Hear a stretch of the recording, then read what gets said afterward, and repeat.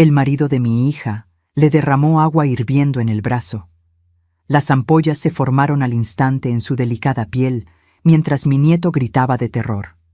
Cuando por fin pudo visitarme 3 semanas después, vi las cicatrices y mi sangre hirvió como el agua que él usó para marcarla.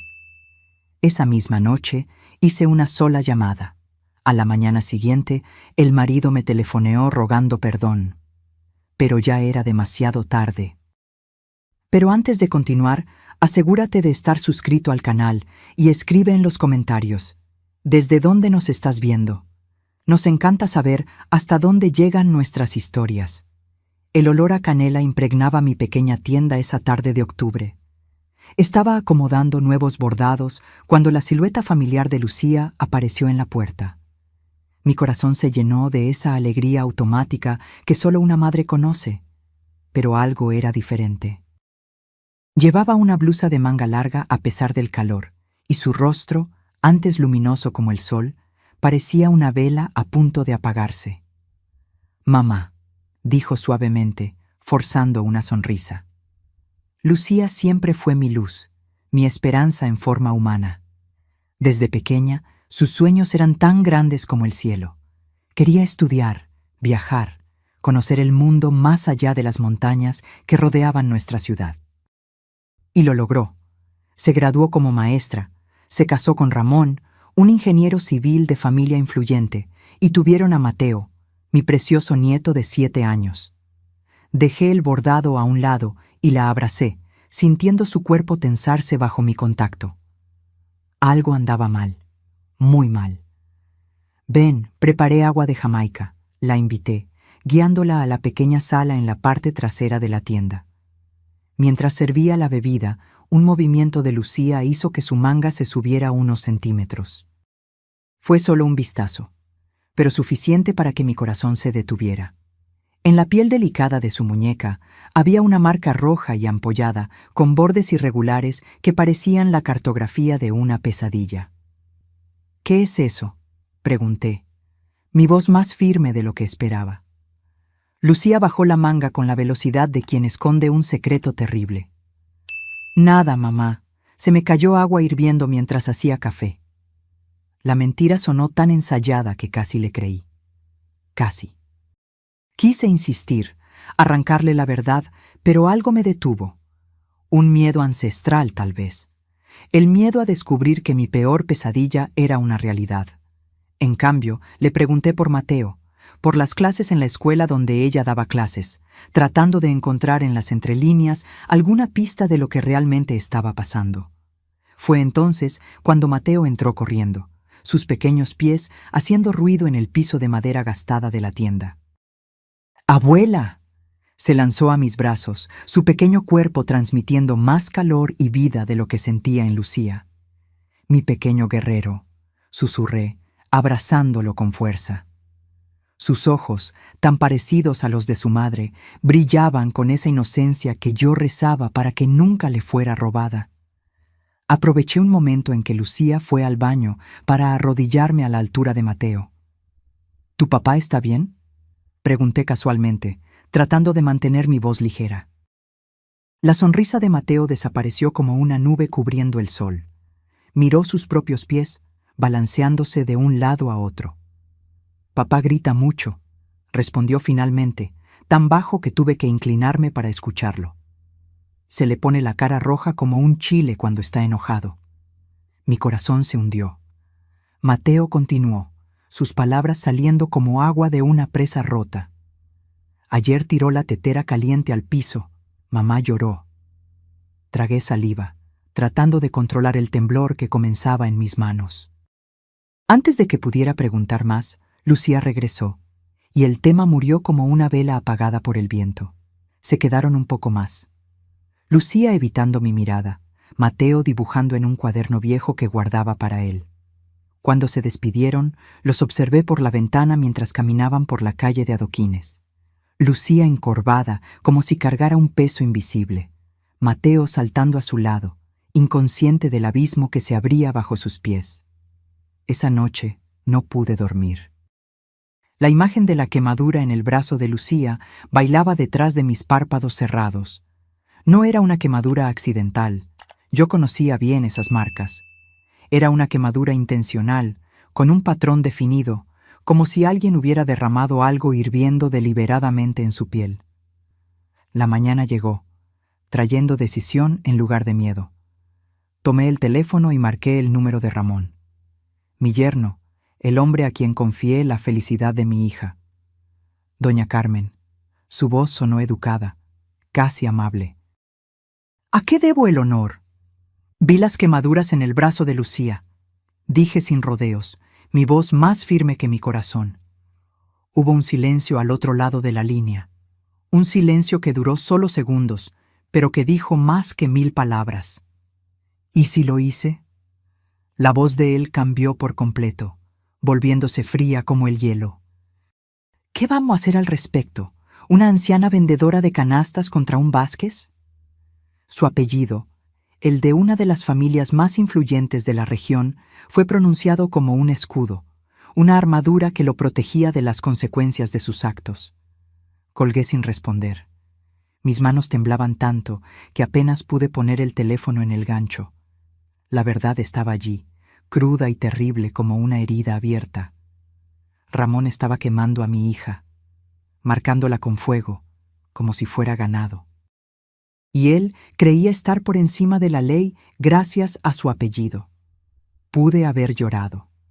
Pude haberme ahogado en la desesperación. Pero en su lugar sentí que algo diferente nacía dentro de mí. Algo antiguo y feroz, como una serpiente que despierta de un largo sueño. Ramón había cometido un error terrible.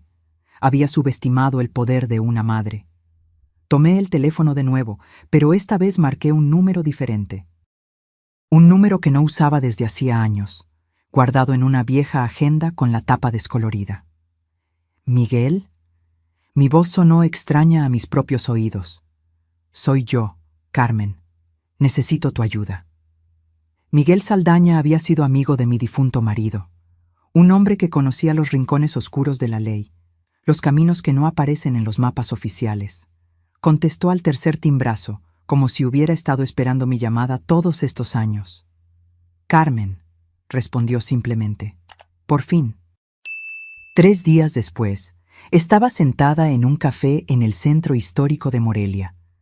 El sol de la tarde doraba las fachadas coloniales, los turistas tomaban fotos de la magnífica catedral, y yo esperaba con una taza de café intacta frente a mí. Miguel llegó puntualmente, como siempre. Su cabello estaba más canoso, su rostro más marcado por el tiempo, pero sus ojos, esos ojos que veían a través de las personas, seguían siendo los mismos. «Muéstrame», pidió sin ceremonias, después de sentarse. Deslicé sobre la mesa un sobre café. Dentro estaban las fotos que había tomado con mi celular viejo mientras Lucía dormía en mi casa la noche anterior. Imágenes de las quemaduras en sus brazos, algunas recientes, otras ya cicatrizando, formando un mapa de sufrimiento en su piel. Miguel examinó cada una con expresión impasible, pero noté cómo sus dedos apretaban el papel con creciente fuerza. Ramón Vázquez, dije en voz baja. Cree que puede hacer esto porque su familia controla la mitad de la ciudad. Miguel asintió lentamente. Los Vázquez compran jueces como quien compra tortillas en la plaza, comentó. La policía no va a ayudar. Lo sé, respondí. Por eso vine a ti. Miguel me miró por un largo momento, como si estuviera midiendo mi determinación. ¿Qué quieres, Carmen? Justicia, respondí simplemente. La palabra flotó entre nosotros, densa como el humo. Miguel guardó las fotos de vuelta en el sobre. La justicia no es gratis, ni es limpia como en las películas. ¿Estás segura? Pensé en Lucía, en la niña que acuné en mis brazos, a la que le enseñé a bordar, que soñaba con un mundo mejor. Pensé en las quemaduras en su piel, en el terror en sus ojos, en el futuro de Mateo creciendo en una casa donde la violencia era rutina. Estoy segura, respondí, mi voz sin dejar lugar a dudas. Miguel se levantó, guardando el sobre en el bolsillo interior de su saco. No me busques. Cuando sea el momento, te encontraré.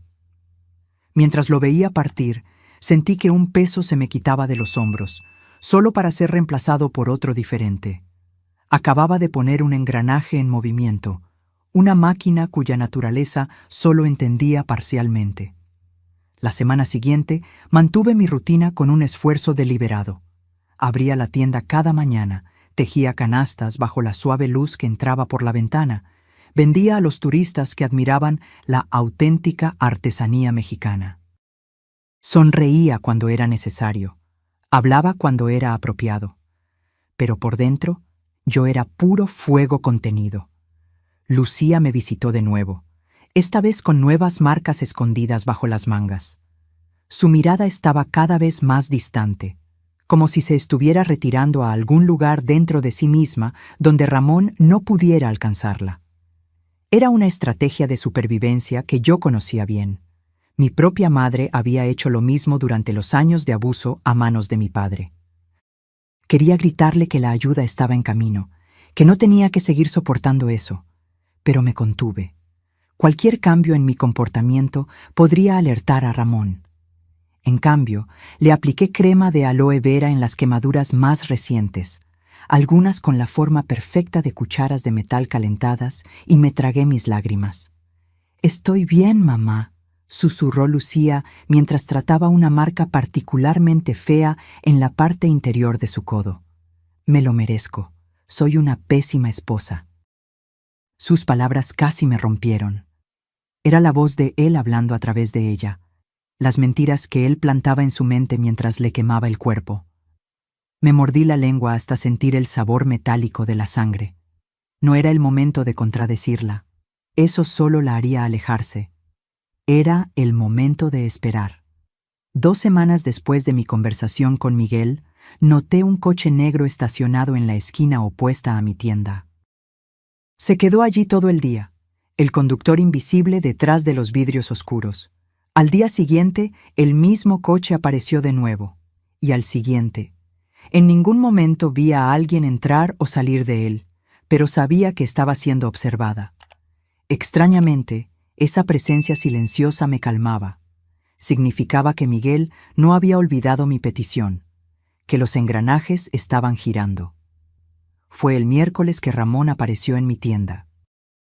Entró como si el lugar le perteneciera, su traje caro y su reloj de oro formando un contraste impactante con las paredes desgastadas y las humildes canastas. «Suegra», saludó con una sonrisa que no llegaba a sus ojos. «Qué lugar pintoresco». Seguí tejiendo la canasta que tenía en las manos, como si su presencia no fuera más molesta que una mosca en la pared. «Ramón», respondí simplemente. Dio la vuelta a la tienda, tocando las artesanías con desdén. «Sabe, he notado que Lucía está muy apegada a usted últimamente. Visitas frecuentes, llamadas largas». Mantuve mis ojos en mi trabajo. «Somos madre e hija». «Sí, sí», agitó la mano, desechando lo obvio. «Pero me preocupa que estas visitas la estén distrayendo de sus obligaciones en casa. Mateo necesita la atención de su madre. Yo necesito una esposa presente». Finalmente levanté los ojos para mirarlo. «Y Lucía necesita un marido que no la queme con agua hirviendo». Su sonrisa se congeló. Por un instante vi la máscara deslizarse, revelando la oscuridad que había debajo. Luego, tan rápido como apareció, la sombra se fue, reemplazada por el encanto calculado. «Ay, Carmen, siempre con su imaginación fértil. Lucía es tan torpe, siempre tiene accidentes en la cocina». Se acercó, inclinándose sobre el mostrador. «Sería una pena que esos accidentes empeoraran, ¿no cree?» El miedo me atravesó como un cuchillo, pero no lo demostré. En cambio, miré más allá de él, hacia la ventana de la tienda. El coche negro seguía allí, silencioso como una promesa. «Sería una pena de verdad», respondí con calma, «para todos los involucrados». Ramón entrecerró los ojos, tratando de descifrar el significado detrás de mis palabras. Luego, con una última mirada de evaluación, salió de la tienda, dejando atrás solo el aroma de su perfume caro y una amenaza no verbalizada.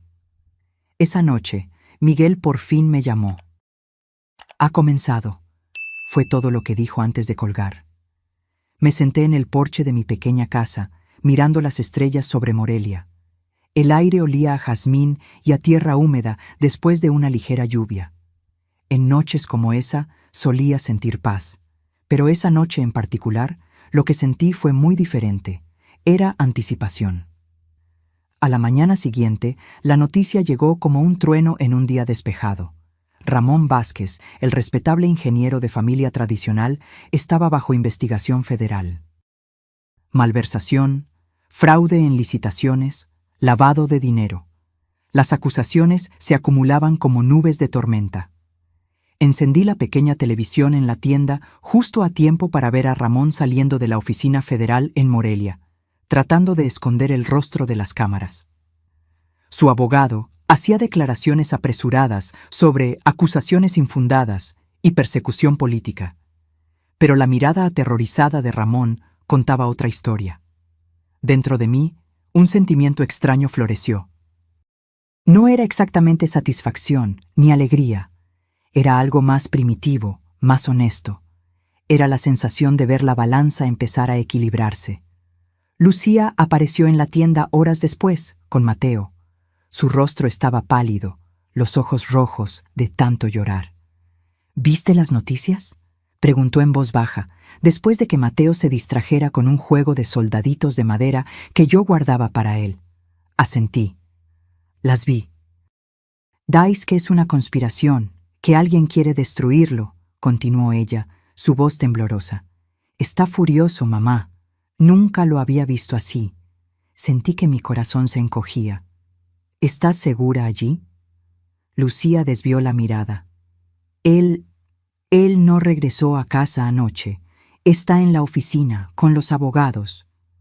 Tomé sus manos entre las mías, notando cómo se estremeció cuando toqué cerca de una quemadura reciente. Quédate aquí. Tú y Mateo pueden dormir en la habitación de invitados. No puedo, respondió rápidamente, el miedo evidente en su voz. Se pondría aún más furioso si se enterara. Dijo que necesito estar en casa, mantener las apariencias.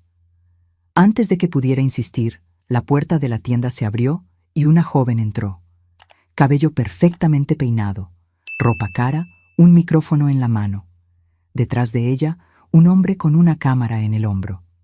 ¿Señora Carmen Ruiz?, preguntó la joven con una sonrisa profesional.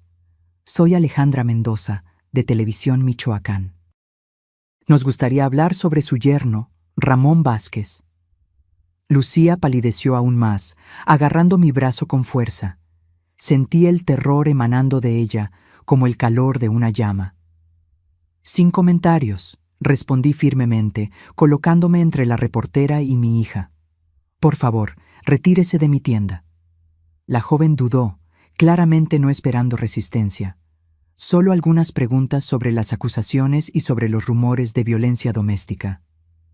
Fuera, repetí, mi voz sin dejar espacio para la discusión. Cuando la puerta se cerró detrás de ellos, Lucía se desplomó en una silla, temblando. ¿Cómo lo saben?, susurró. ¿Quién contó sobre lo que pasa en casa? Negué con la cabeza, fingiendo ignorancia, mientras mi corazón latía contra mis costillas. No sé, mija. Tal vez alguien vio algo, dijo algo. Lucía me miró a los ojos y por un momento temí que pudiera ver a través de mí, ver el fuego que yo había iniciado, pero solo bajó la cabeza, derrotada. Él me va a culpar por esto, murmuró. Dirá que hablé de más, que lo traicioné. Sostuve su rostro entre mis manos, obligándola a mirarme. Escucha bien, Lucía. Lo que Ramón te hace no es tu culpa. Nunca lo ha sido. Nunca lo será. Una lágrima solitaria rodó por su rostro. No entiendes, mamá. Dijo que si intentaba dejarlo me quitaría a Mateo, que nadie me creería contra un Vázquez. Miré a Mateo, inocentemente jugando en la esquina de la tienda. Mi nieto, el niño de ojos brillantes que merecía mucho más que crecer en una casa donde el miedo reinaba. Las cosas están cambiando, dije suavemente. Confía en mí. Esa noche, después de que Lucía y Mateo se fueron, A pesar de mis protestas, recibí otra visita. Miguel entró silenciosamente por la puerta trasera, como una sombra deslizándose por la pared. Los federales encontraron documentos comprometedores en su oficina, informó sin preámbulos. Contratos sobrevaluados, cuentas en paraísos fiscales, pagos a funcionarios públicos. La familia está tratando de encubrirlo, pero hay demasiada gente involucrada. ¿Y qué hay de las otras cosas?, pregunté. ¿Sobre Lucía? Miguel se apoyó en la mesa, su rostro parcialmente iluminado por la débil lámpara. Tenemos testimonios, la empleada, el jardinero, incluso el chofer. Todos vieron las marcas, escucharon los gritos, pero... ¿Pero? Sin Lucía no tenemos caso. Ella necesita testificar, Carmen. Necesita mostrar las quemaduras, contar la historia. Cerré los ojos, sintiendo el peso de esa verdad. Tiene miedo. La amenazó con Mateo. Miguel suspiró, pasándose la mano por el cabello canoso. Ramón ya sobornaba a los jueces de familia desde hace años. En un proceso de custodia normal, él ganaría. ¿Y ahora? Una lenta sonrisa se formó en sus labios. Ahora está acorralado. La familia ya no puede protegerlo como antes. Todos están tratando de salvar su propio pellejo. Sentí que una llama de esperanza se encendía en mi pecho. ¿Entonces hay una posibilidad? La hay, confirmó Miguel, pero solo si Lucía es valiente. Después de que Miguel se fue, me quedé sentada en la oscuridad, pensando en la valentía. No la valentía de las películas, grandiosa y espectacular, sino la valentía silenciosa que las mujeres como yo y Lucía necesitábamos cada día. La valentía de despertar y enfrentar otro día. La valentía de proteger a los que amamos, incluso cuando nuestro propio mundo se está desmoronando. A la mañana siguiente fui a la casa de Lucía, una mansión imponente en el barrio más exclusivo de Morelia, con paredes altas y un jardín meticulosamente cuidado. Un monumento a la riqueza de los Vázquez y para mi hija, una prisión dorada. La empleada me recibió con ojos asustados, susurrando que el señor estaba en casa y de mal humor. Ignoré su advertencia y me dirigí directamente a la sala de estar, donde encontré a Ramón al teléfono, el rostro rojo de ira. «No me importa lo que cueste», le gritaba al aparato. «Compra al maldito juez, compra al fiscal, compra a quien sea necesario». Cuando me vio, sus ojos se entrecerraron peligrosamente. «Te llamo luego», murmuró al teléfono antes de colgar. «¿Qué hace aquí, suegra?»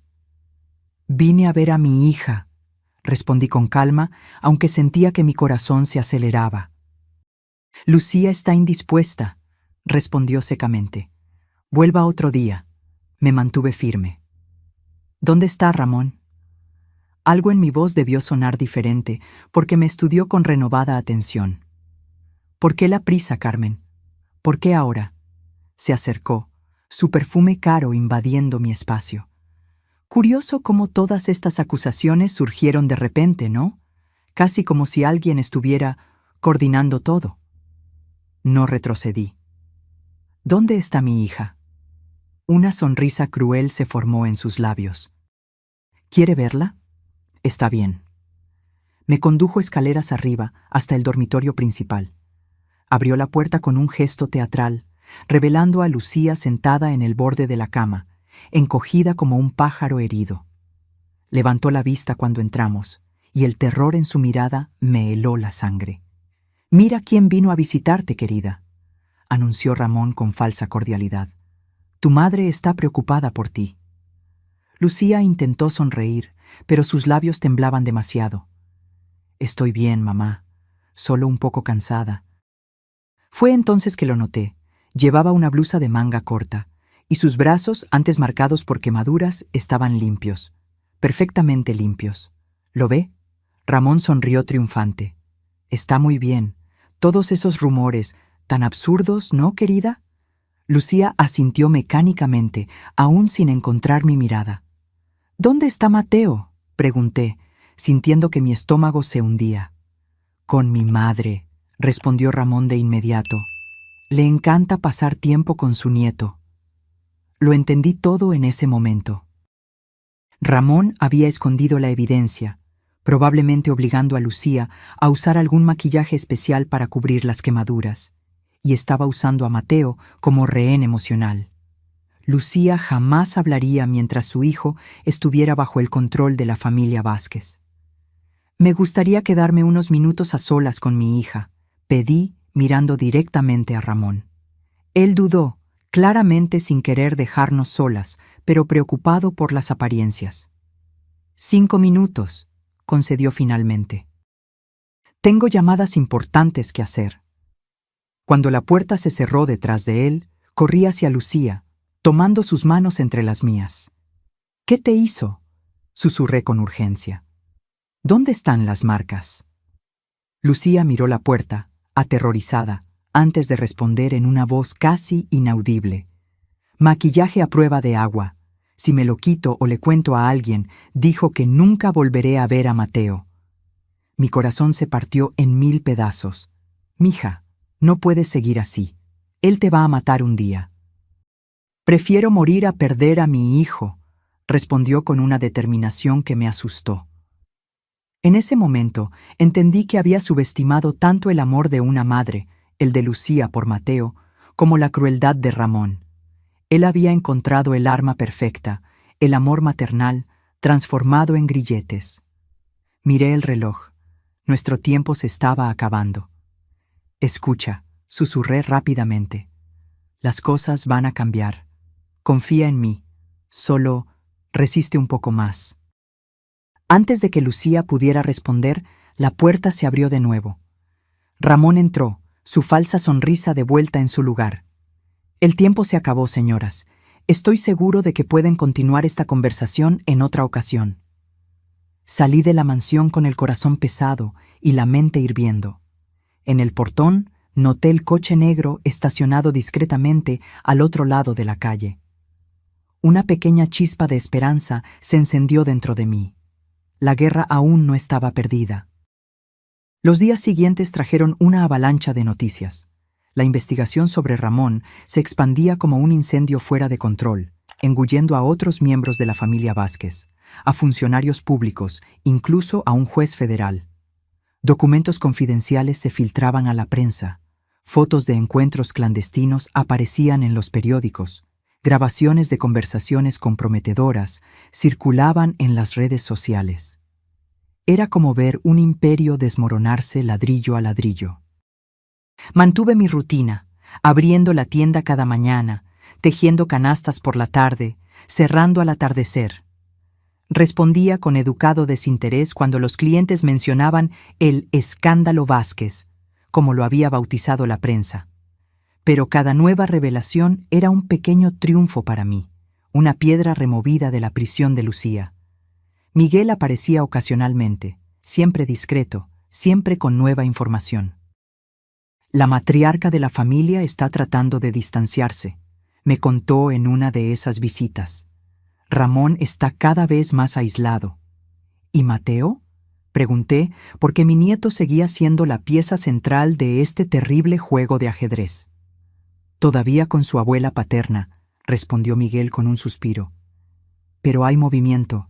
Ella se da cuenta de que el barco se está hundiendo. Una semana después de mi visita a la mansión, Lucía apareció en la tienda.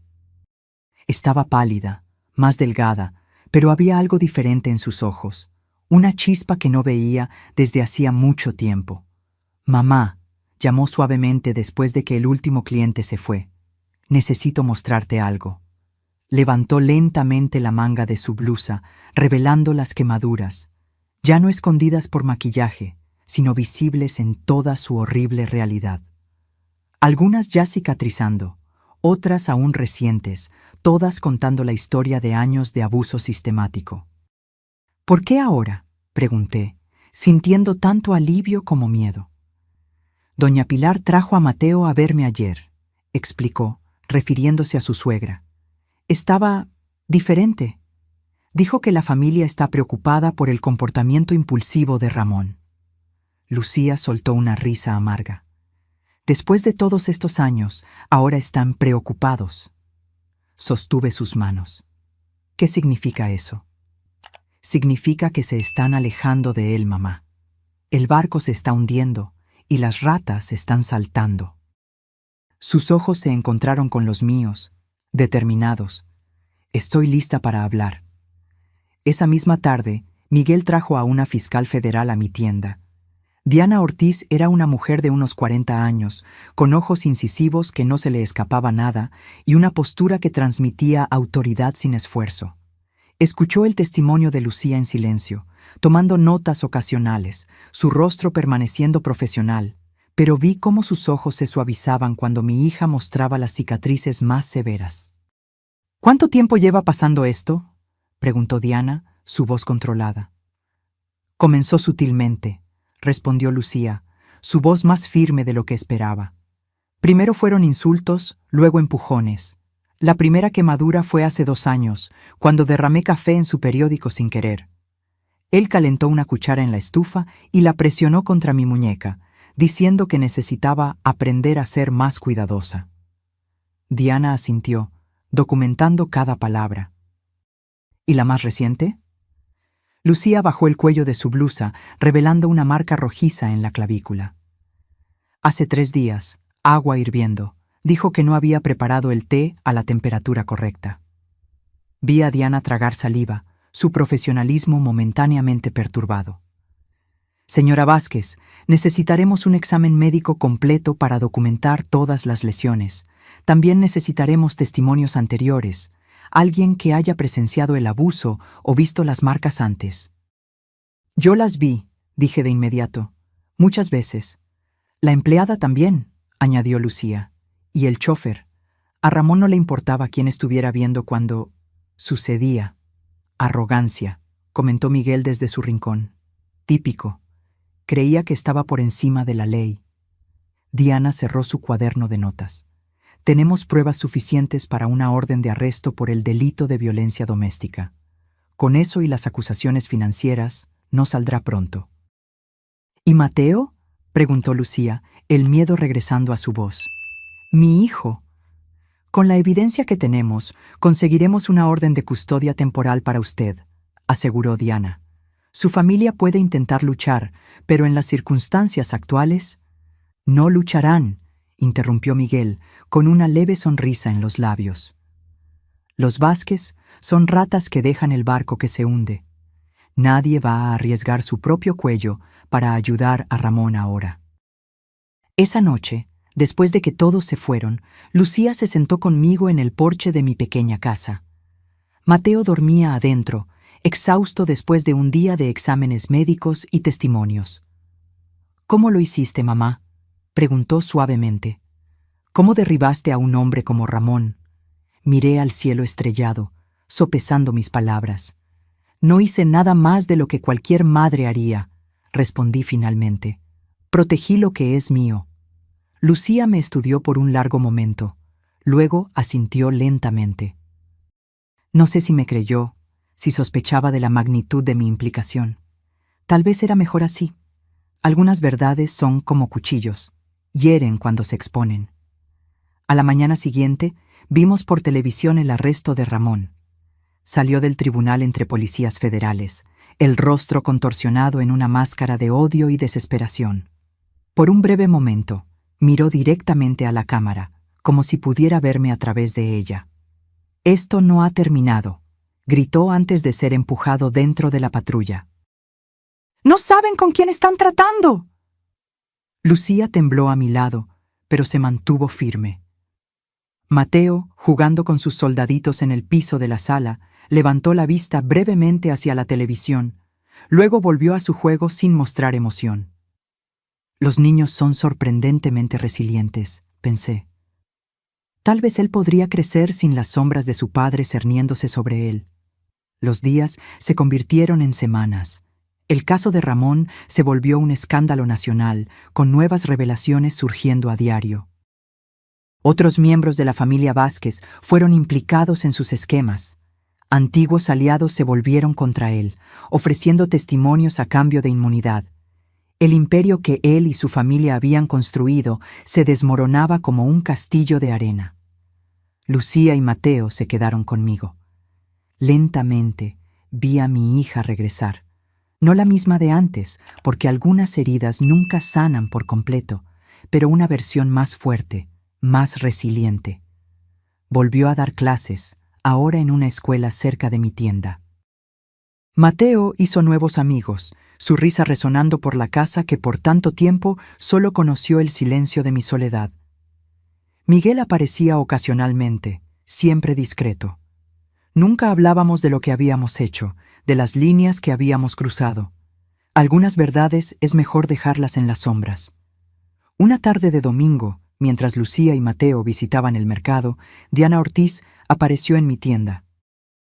No vestía su traje formal, estaba en jeans y camiseta, su cabello suelto en lugar del habitual moño estricto. «Señora Carmen», saludó formalmente. «¿Podemos hablar?». Le ofrecí café, que aceptó con una sonrisa. Nos sentamos en la pequeña sala trasera, el aroma a canela y café llenando el aire. «El juicio de Ramón comienza en 2 semanas», informó. «Con la evidencia que tenemos, enfrentará una pena severa, tanto por los crímenes financieros como por la violencia doméstica». Asentí, esperando. Había algo más en su visita, podía sentirlo. «Curioso cómo todo se desencadenó», continuó, sus ojos estudiándome.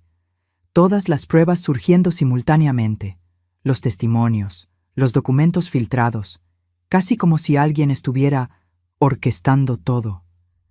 Mantuve mi expresión neutral, revolviendo mi café lentamente. «La justicia tiene sus propios caminos, ¿no es así?». Diana sonrió ligeramente. «Sí, los tiene». Tomó un sorbo de café antes de continuar. «Sabe, en la Facultad de Derecho, mi profesor decía que hay 2 tipos de justicia, la de los tribunales y la de la calle. La primera es lenta, imperfecta, a veces falla. La segunda es rápida, eficiente, pero peligrosa». «¿Y cuál prefiere usted?», pregunté.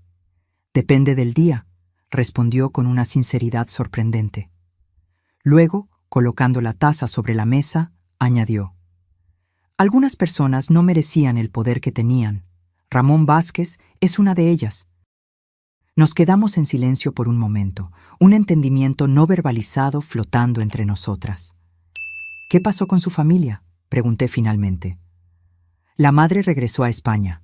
Los hermanos están tratando de salvar lo que pueden de los negocios, distanciándose de él». Diana dudó. Luego continuó: «La parte interesante es que nadie está realmente luchando por él.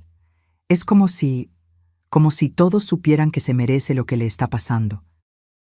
Cuando Diana se fue, me quedé sentada sola, contemplando el torbellino de los últimos meses. Había desatado fuerzas que apenas comprendía, puesto en movimiento engranajes que ahora giraban por su cuenta. Había cruzado líneas que nunca imaginé cruzar.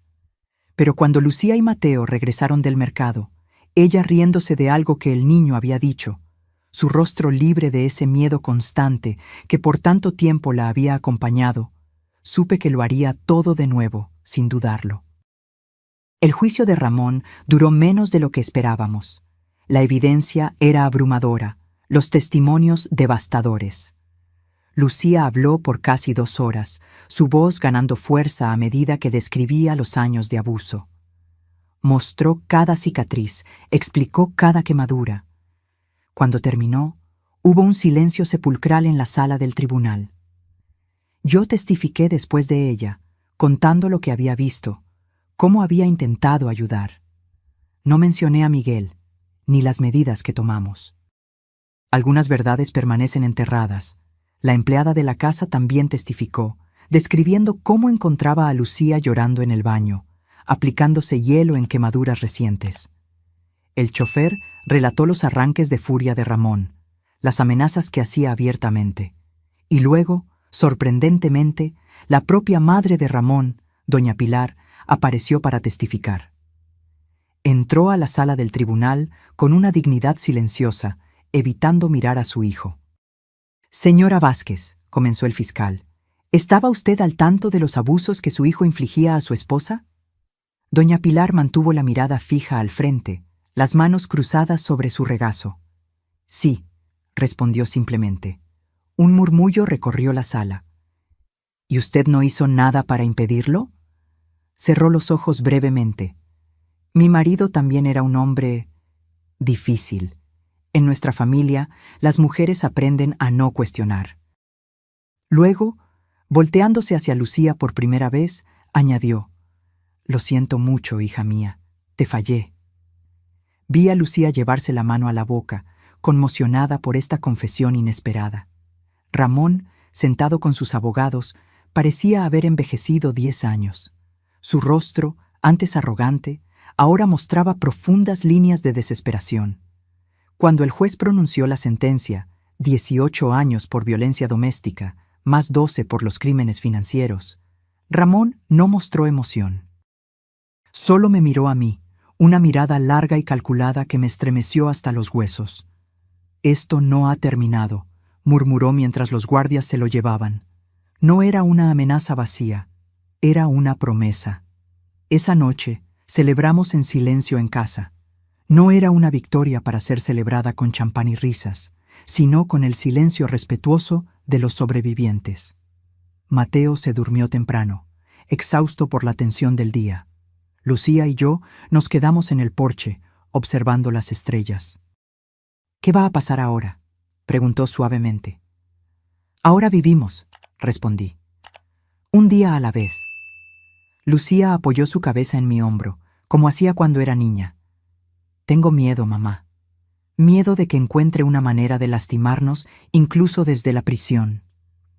Yo también tenía ese miedo, aunque no lo admitiría. La familia Vázquez podía estar debilitada, pero aún tenía conexiones, dinero, influencia. Y Ramón tenía tiempo, mucho tiempo para planear, para cultivar su odio, para soñar con la venganza.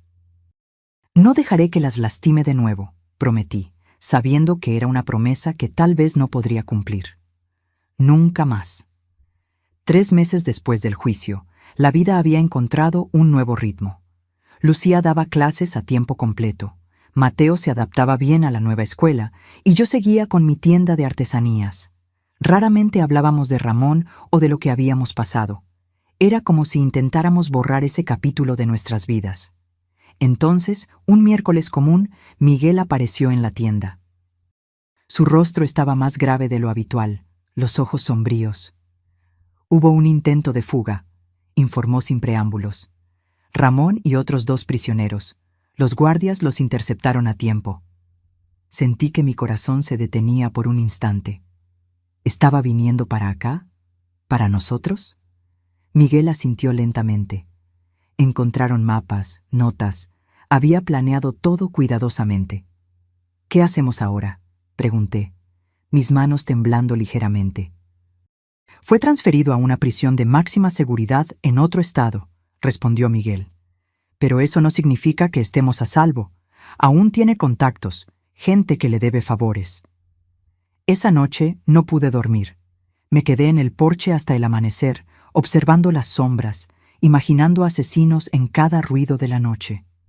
La venganza de Ramón se cernía sobre nosotras como una tormenta distante, pero inevitable. Fue Lucía quien propuso la solución, una semana después. «Vámonos», dijo durante el desayuno. «Dejar Morelia, empezar de nuevo en otro lugar». La miré sorprendida. «¿Abandonar todo? ¿La tienda, tu escuela, los amigos de Mateo?» Lucía asintió, sus ojos mostrando una determinación que me recordó dolorosamente a mí misma.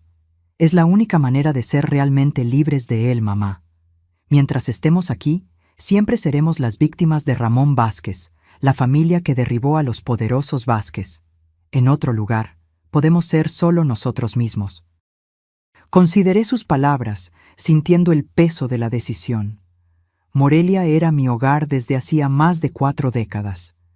Mi marido estaba enterrado aquí. Mis recuerdos, buenos y malos, estaban impregnados en estas calles de adoquines, en estas paredes coloniales. Pero luego miré a Mateo, dibujando tranquilamente en la mesa de la cocina, y a las cicatrices en los brazos de Lucía, marcas que nunca desaparecerían por completo.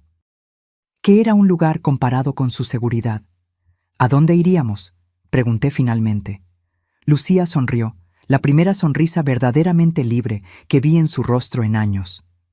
Estaba pensando en Mérida, clima cálido, cerca de la playa, buenas escuelas para Mateo, y lejos, muy lejos de aquí.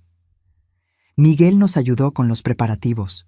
Nuevos documentos, una casa modesta en un barrio tranquilo de Mérida, transferencias bancarias discretas. Diana Ortiz, sorprendentemente, también ofreció ayuda, asegurándose de que nuestro paradero permaneciera confidencial en los registros oficiales. Le vendí la tienda a una joven artesana, una chica amable con ojos brillantes y manos hábiles que me recordaba a mí misma hace décadas. Empaqué solo lo esencial: algunas prendas, fotografías familiares, los instrumentos de tejido que heredé de mi madre. La víspera de nuestra partida, hice una última visita al cementerio. Me arrodillé ante la tumba simple de mi marido, trazando las letras desgastadas de su nombre. «Nos vamos, amor», susurré a la piedra fría. «Protegí a nuestra hija, como tú lo habrías hecho. Pero ahora necesitamos un nuevo comienzo». Sentí lágrimas calientes rodando por mis mejillas. No hubo respuesta, solo el suave susurro de las hojas en los árboles de arriba. Pero de alguna manera, sentí paz. Sentí que él lo entendería. Dejamos Morelia antes del amanecer, en un coche alquilado con vidrios oscuros. Miguel nos acompañó hasta el aeropuerto, su rostro impasible como siempre. «Salvaste nuestras vidas», le dije antes de que abordáramos. «Nunca lo olvidaré». Él solo asintió, apretando mi mano brevemente. «Tú hiciste lo imposible, Carmen. Derribaste un imperio con nada más que determinación». Miré a Lucía y a Mateo, esperando en la fila de embarque. «No fue determinación», corregí suavemente. «Fue amor». El vuelo a Mérida fue tranquilo. Las nubes debajo de nosotros parecían tan sólidas como el suelo que habíamos dejado atrás. Mateo dormía en el asiento del medio, su cabeza apoyada en el brazo de Lucía. «¿Crees que nos encontrará?», preguntó Lucía en voz baja, su miedo aún presente a pesar de todo. Tomé su mano, notando cómo las cicatrices comenzaban a aclararse. «No», respondí con una confianza que no sentía del todo. «Este capítulo ha terminado». Pero incluso mientras decía esas palabras, sentí un escalofrío en la espalda. Ramón no era un hombre que olvidara.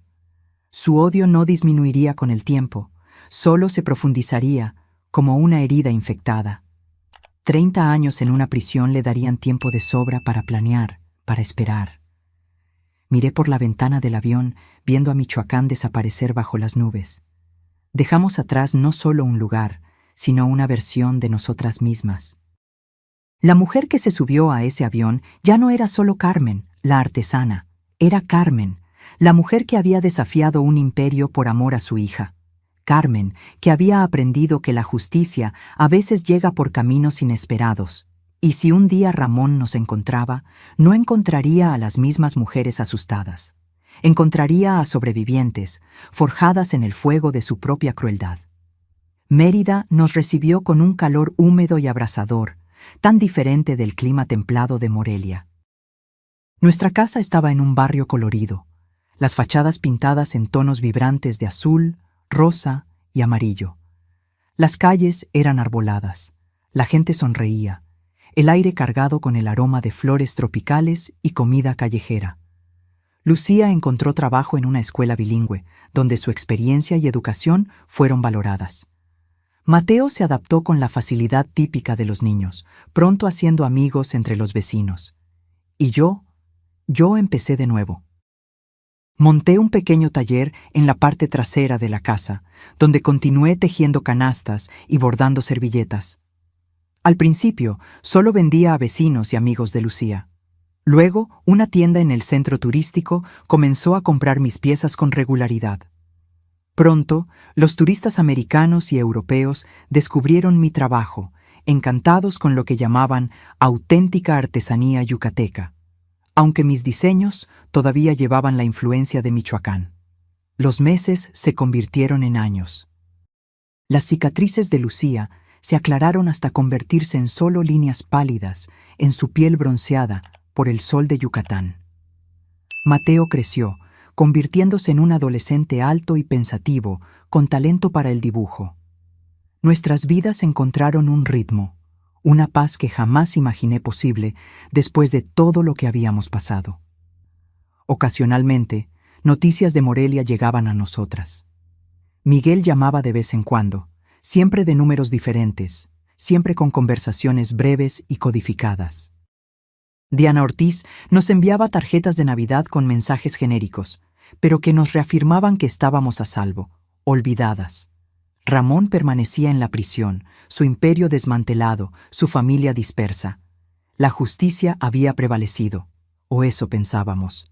Fue un jueves común cuando nuestra paz se vio alterada. Yo estaba en el porche, tejiendo un nuevo diseño en una canasta, cuando noté el coche, negro, vidrios oscuros, estacionado al otro lado de la calle. Podría ser una coincidencia. Mérida estaba llena de turistas ricos con coches de alquiler. Pero algo en la manera en que permanecía allí, inmóvil, despertó un escalofrío de memoria. Observé el coche durante toda la tarde. No se movió. Nadie entró ni salió. Cuando Lucía llegó del trabajo, con Mateo justo detrás cargando su mochila de la escuela, le mencioné casualmente sobre el vehículo. Ella se congeló, siguiendo mi mirada. «¿Cuánto tiempo lleva ahí?», preguntó, su voz baja para que Mateo no escuchara. «Desde el mediodía, por lo menos». Lucía respiró hondo, forzando una sonrisa. «Probablemente no es nada. Turistas, tal vez».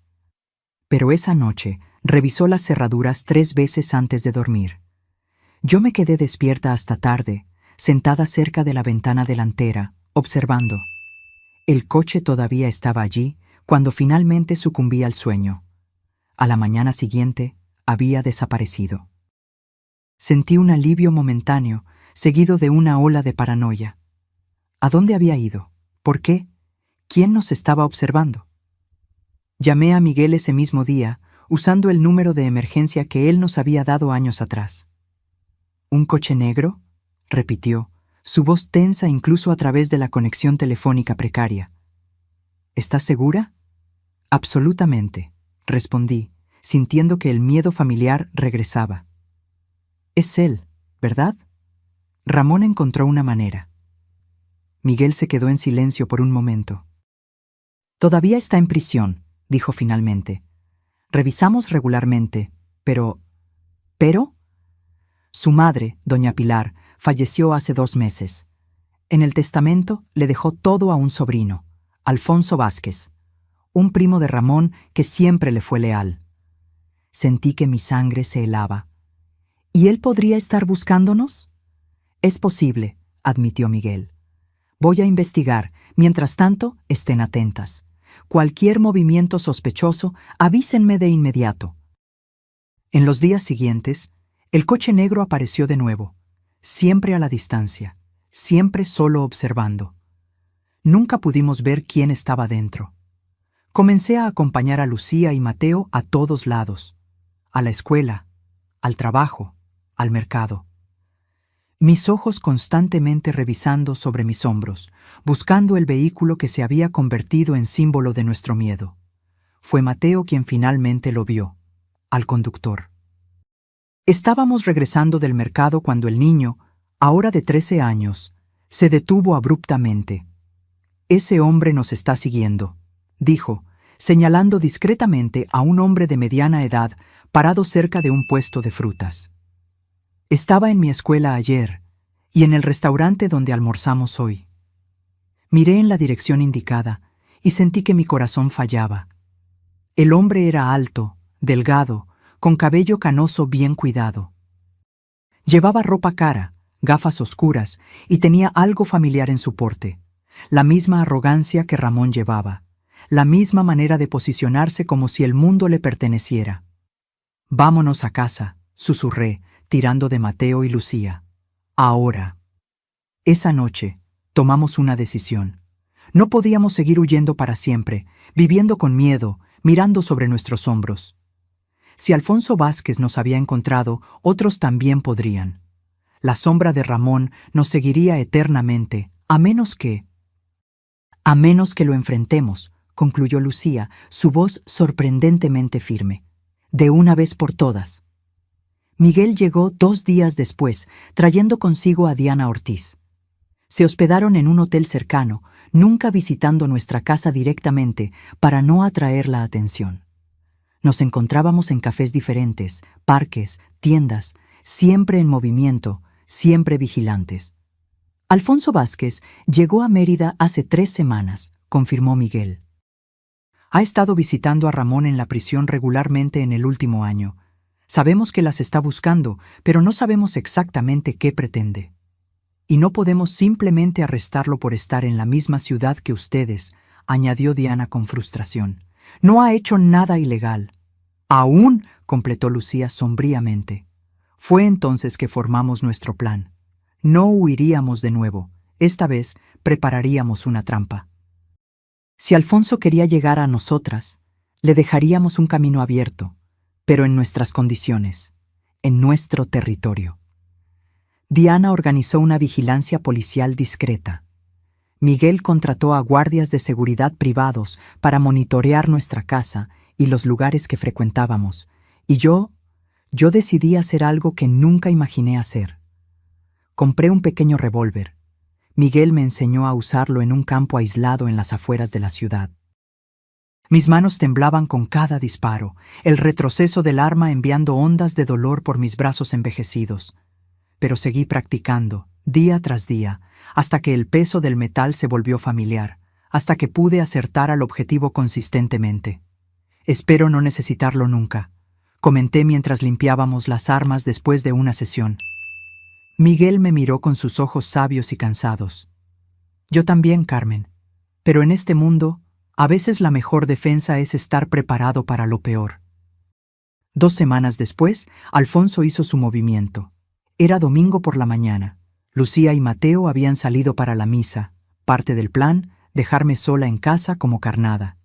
Yo estaba en la cocina, preparando café, cuando escuché el sonido distintivo de alguien forzando la puerta trasera. Mi corazón se aceleró, pero mis manos permanecieron firmes. Lentamente, tomé el revólver escondido en el cajón de la cocina. El peso del metal era reconfortante, real. Me coloqué contra la pared, respirando profundamente para calmar mis nervios. La puerta se abrió. Pasos silenciosos cruzaron la pequeña lavandería. Luego él apareció, Alfonso Vázquez, aún más imponente de cerca.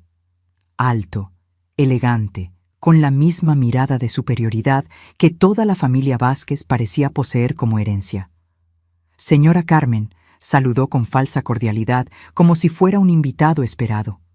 Por fin nos encontramos. Mantuve el arma apuntada hacia él, mi voz más tranquila de lo que esperaba. ¿Qué quieres, Alfonso? Él sonrió, una sonrisa que no llegaba a sus ojos. Solo conversar. Ramón le manda saludos. Su primo está en la prisión donde pertenece, respondí, y es allí donde se quedará por los próximos 30 años.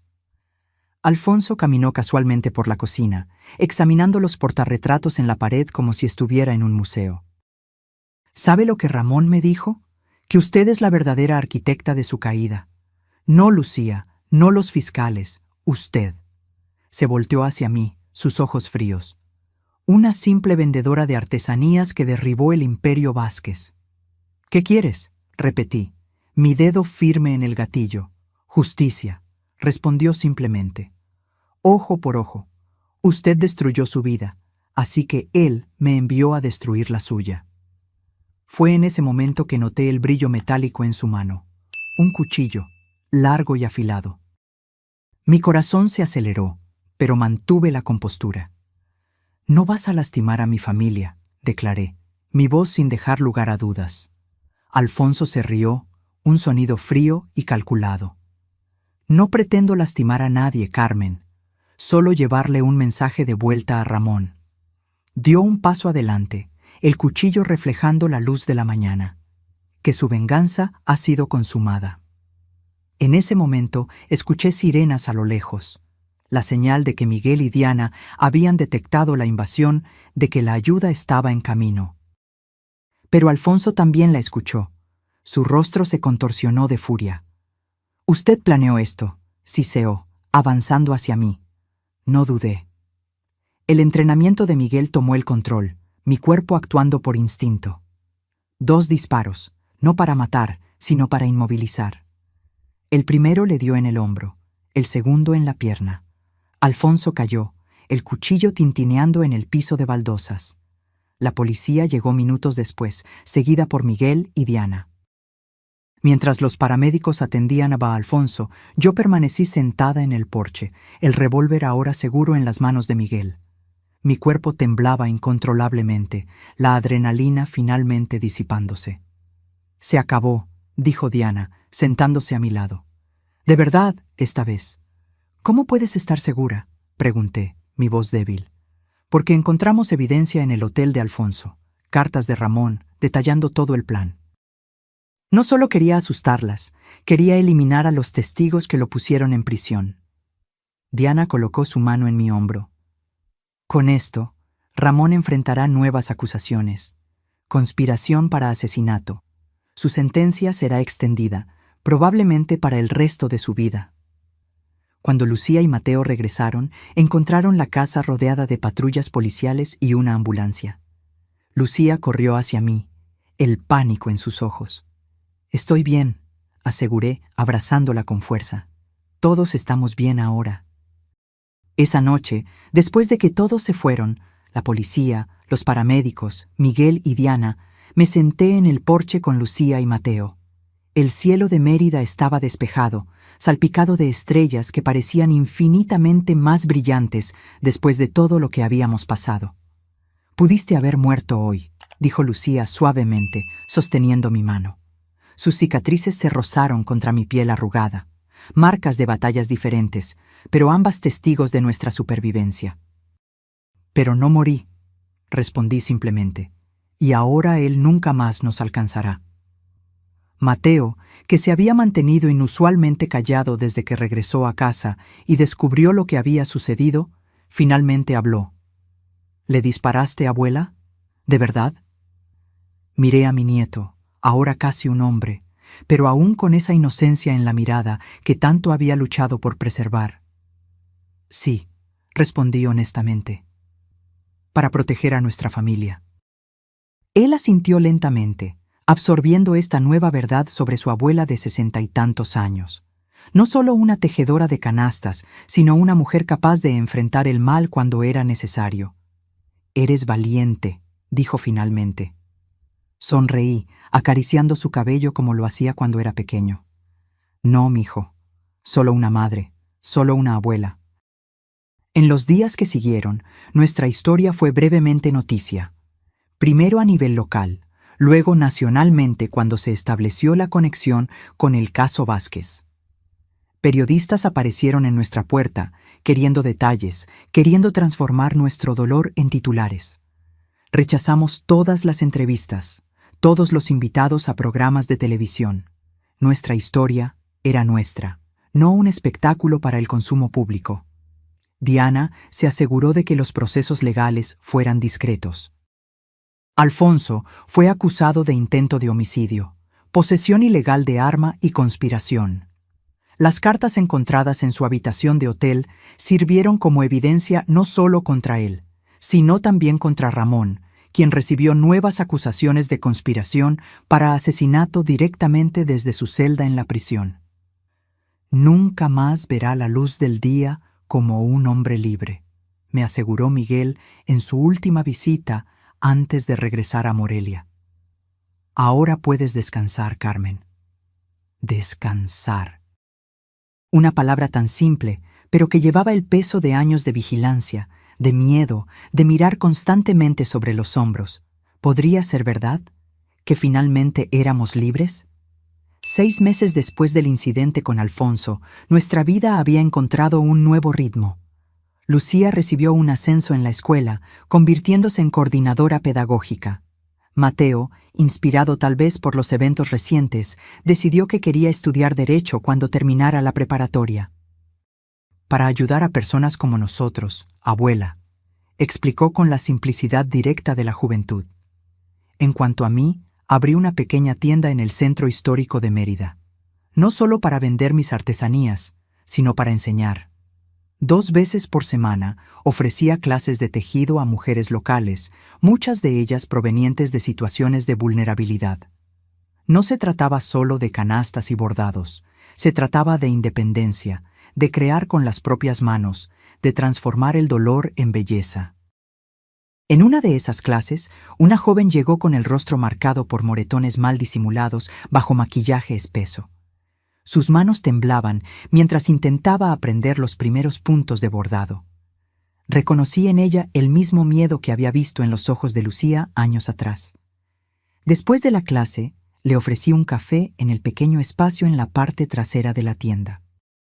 Ella aceptó vacilante, sus ojos revisando constantemente el reloj, la señal de alguien con miedo de llegar tarde, de provocar la ira de un agresor. «Mi nombre es Carmen», dije suavemente, sirviendo el café en tazas de cerámica de colores. «Y puedo ayudar si quieres». Ella levantó la vista, sorprendida. «¿Ayudar con qué?» «Con cualquier cosa que necesites», respondí, indicando discretamente los moretones en su rostro. A veces necesitamos algo más que solo aprender a bordar. La joven, Gabriela era su nombre, se echó a llorar. Me contó sobre su marido violento, sobre el miedo constante, sobre la vergüenza que le impedía buscar ayuda. «¿Crees que no hay salida?», dije, no como una pregunta, sino como una constatación. «Que él es demasiado poderoso, que nadie te creerá, que estás sola». Ella asintió, secándose las lágrimas con el dorso de la mano.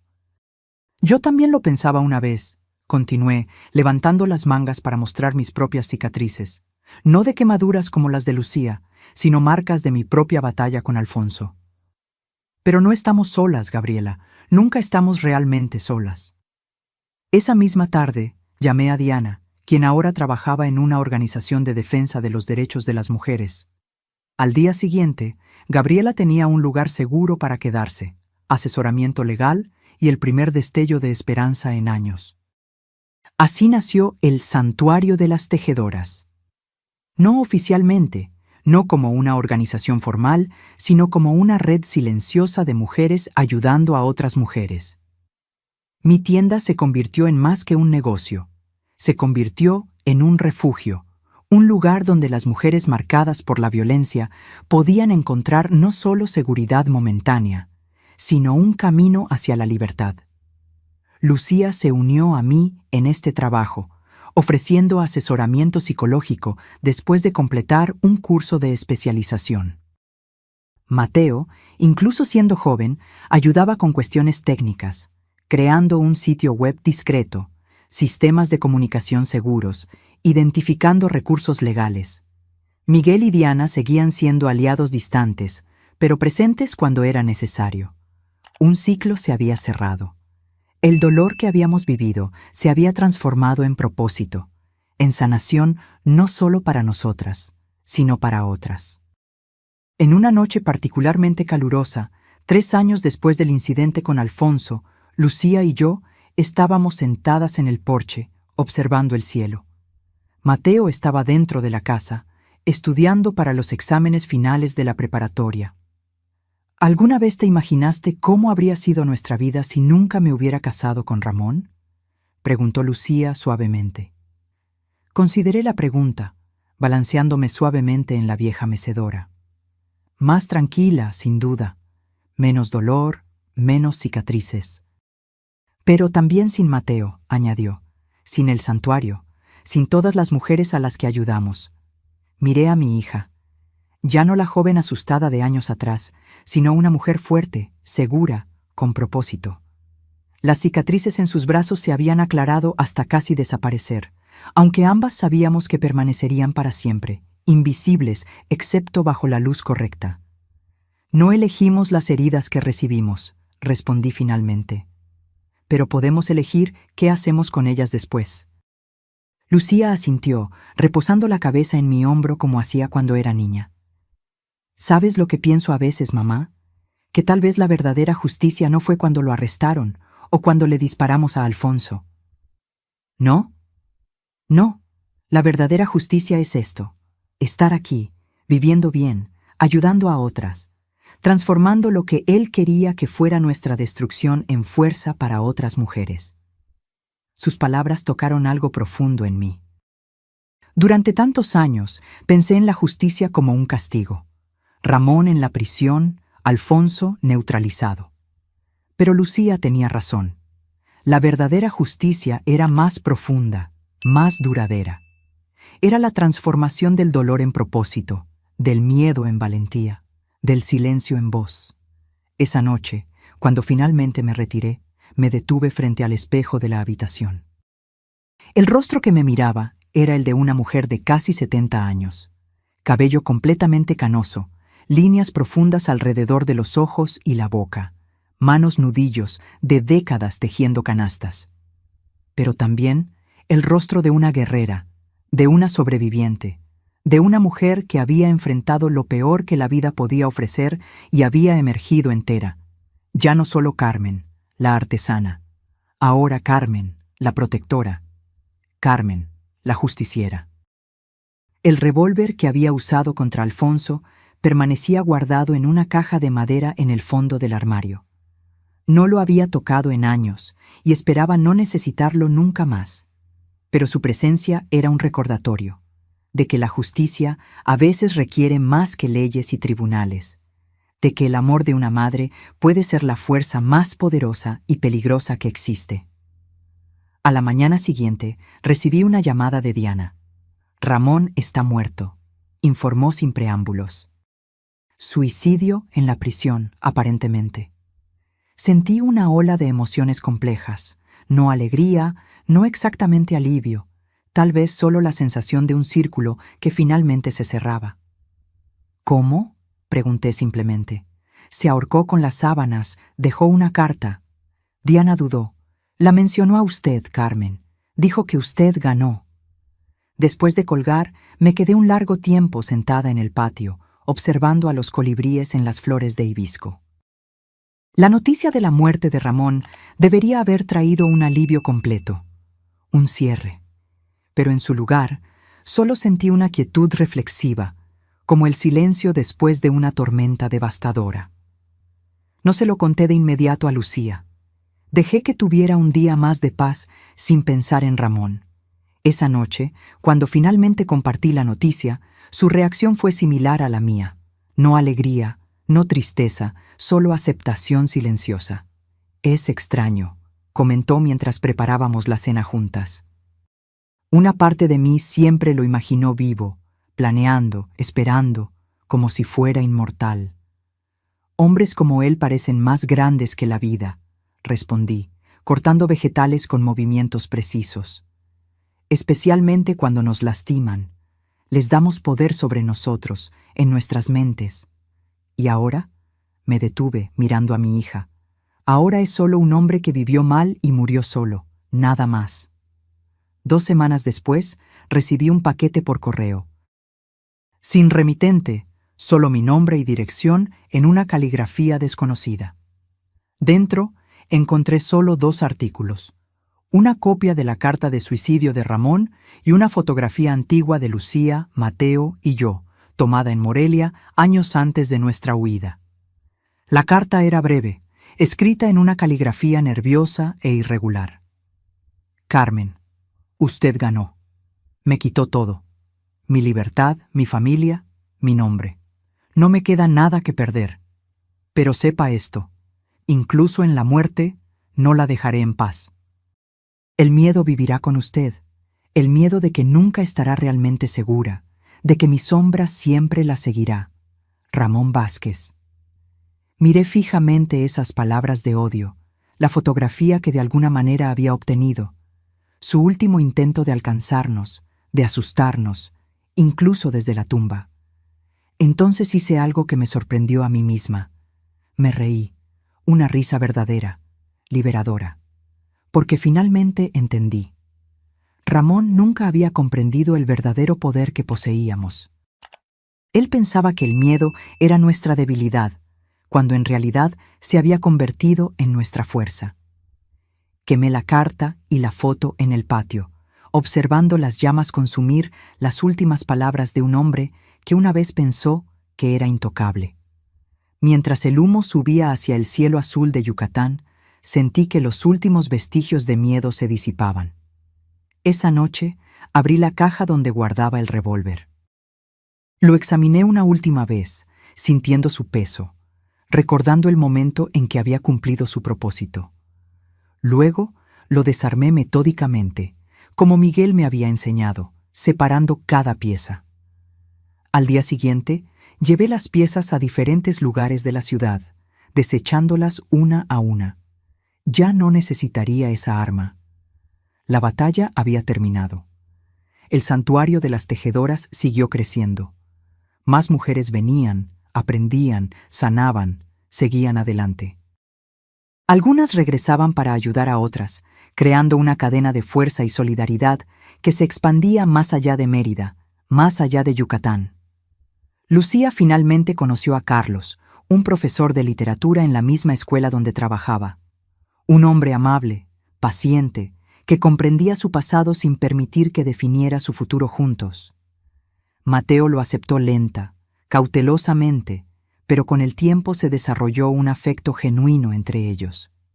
En cuanto a mí, encontré una paz que nunca imaginé posible. No era la paz de la inocencia. Esa se había quemado junto con el brazo de mi hija años atrás. Era la paz de los sobrevivientes, de los guerreros que regresan de la batalla, marcados pero victoriosos. En mi cumpleaños número 70, Lucía y Mateo organizaron una pequeña celebración en el patio de nuestra casa. Invitamos a las mujeres del santuario. Miguel y Diana vinieron de lejos para la ocasión, e incluso Carlos preparó un pastel especial. Mientras observaba a esas personas reunidas, algunas aún con marcas visibles de sus propios infiernos personales, otras con cicatrices invisibles pero igualmente profundas, sentí una gratitud abrumadora. «Un brindis», anunció Lucía levantando su copa. «Por mi madre, Carmen, quien me enseñó que la justicia a veces llega por caminos inesperados y que el amor puede ser la fuerza más revolucionaria que existe». Mientras todos levantaban sus copas, mis ojos se encontraron con los de Mateo, ahora un joven a punto de comenzar la Universidad de Derecho. Sonrió, una sonrisa que me recordó dolorosamente al niño que una vez dibujó a su madre con manchas moradas en los brazos, que no incluyó a su padre en su dibujo de la familia.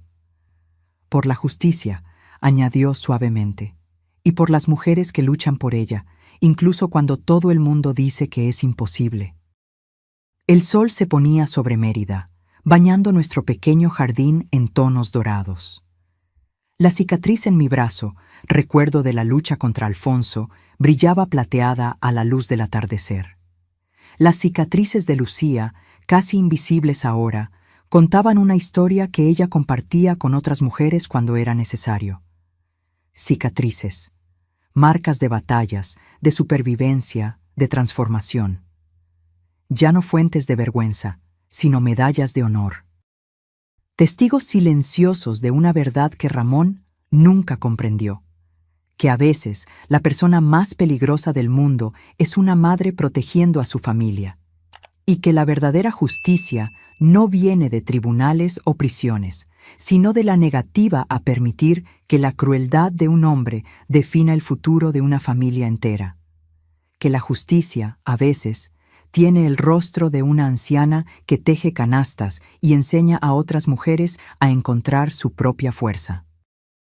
Si este video te tocó el corazón, suscríbete al canal y considera unirte como miembro para que podamos seguir compartiendo historias increíbles.